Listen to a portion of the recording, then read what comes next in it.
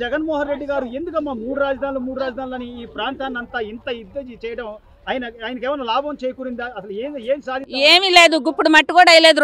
రోడ్ల మీద చాలా యాక్సిడెంట్లు జరిగినాయి. జనం చాలా మంది చచ్చిపోయారు. చిన్నోళ్ళు లేరు, పెద్దోళ్ళు లేరు, ఎవరో లేరు. ఎక్కడ చూసినా మేము పొలాలు పూలింగ్కి ఇస్తే అంతా అడివైపోయింది. చంద్రబాబు గారు వచ్చిన తర్వాత అవన్నీ ఈ చెట్టు చామ లేకుండా తీసేసి కంప తగలబెట్టి మళ్ళీ ఆయన వచ్చిన తర్వాత నిర్మాణం ఆగిపోయిన పనులన్నీ సక్రమంగా నడుస్తున్నాయి.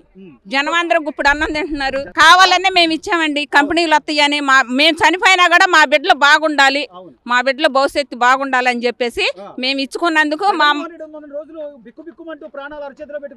కరెక్టేనండి. అట్లా ఉంది పొట్ట మాడింది. ఇవాళ నువ్వు అక్కడవే తినేస్తే సరిపోయిందా? మేము కూడా తినాలిగా, మా పొట్ట కూడా నిండాలిగా.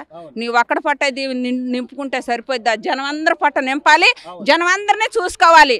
అలాంటి వాడివే నువ్వు మా పట్లే మార్చేస్తే మేము ఎట్లా బతకాలి? మేము పేదవాళ్ళం అంటే పేదవాళ్ళ నోరు కొడితే బాగుపడతారా?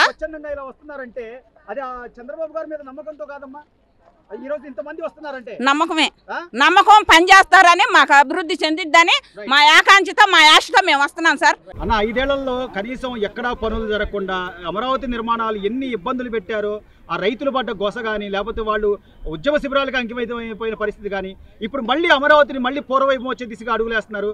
ఎలా ఉందన్న పరిస్థితి? ఎలా ఉందంటారు? పనులు దొరుకుతున్నాయా ఈరోజు? పనులు బ్రహ్మాండంగా దొరుకుతున్నాయండి. చాలా సంతోషంగా ఉంది. జగన్మోహన్ రెడ్డి గారు వచ్చిన తర్వాత 3 రాజధానులని 3 ముక్కలు చేసి నేను బటన్లు నొక్కుతున్నాను, అది నొక్కుతున్నాను, ప్రజల సొమ్ముతో ప్రజలకే పంచారండి. రాజధానిని అసలు పట్టించుకోలేదు అమరావతి. ఈరోజు చంద్రబాబు నాయుడు గారు రావడం వల్లనే అమరావతి డెవలప్ అవుతుంది.